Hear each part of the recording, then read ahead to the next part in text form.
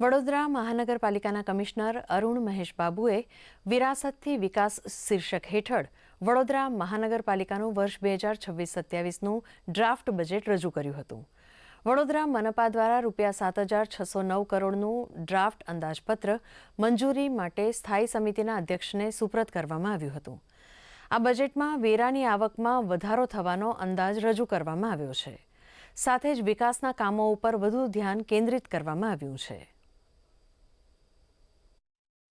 જેથી કરીને આપણા સિટીની અંદર જે કોરિડોર્સ છે, રોડ્સ છે, ગાર્ડન્સ છે, ગ્રીન ઝોન છે, એ બધામાં વોટરિંગ કરીશું અને આવનારા દિવસોમાં એક દિવસ આખા તમામ રોડ્સ, મેજર રોડ્સને પાણીથી સાફ કરવાનું પણ નક્કી કર્યું છે. જેથી કરીને રેડ સ્પોટ, યલો સ્પોટ, પાનનું સ્પોટ્સ, બ્રિજેસના સાઈડમાં આ બધું ક્લીન કરવાની પણ જરૂરિયાત છે.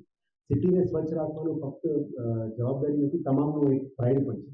એટલે માય સિટી માય પ્રાઇડ, મારા વડોદરા મારો ગૌરવ તરીકે તમામ પબ્લિકને પણ જોડીને કામગીરી કરવા માટે નક્કી કર્યું છે. આવનારા દિવસોમાં મેક્સિમમ ટુ મેક્સિમમ સ્વચ્છતા ઉપર ફોકસ રહેશે, પાર્કિંગ ઉપર ફોકસ રહેશે, ટ્રાફિક ઉપર ફોકસ રહેશે અને સ્ટ્રીટ વેન્ડર્સ ઉપર ફોકસ. ગયા વખતનું જે બજેટ હતું એના મોટા ભાગના જે પ્રગતિના કામો હતા એ અમે કરી શક્યા છે. ખાસ કરીને 2007-8થી વાત કરું તો અત્યાર સુધીનું એવરેજ એક્સપેન્ડિચર એટલે કે કેપિટલ એક્સપેન્ડિચર 637 કરોડ છે.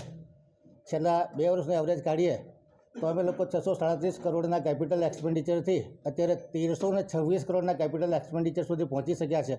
એટલે કહી શકાય કે 2.5 થી 3 ગણી વિકાસની સ્પીડમાં વધારો કર્યો છે. 25-26ના જે રિવાઇઝ બજેટ છે એનો ખર્ચ આ વખતે લગભગ 1,936 કરોડ રૂપિયા જેટલો કરવા જઈ રહ્યા છે.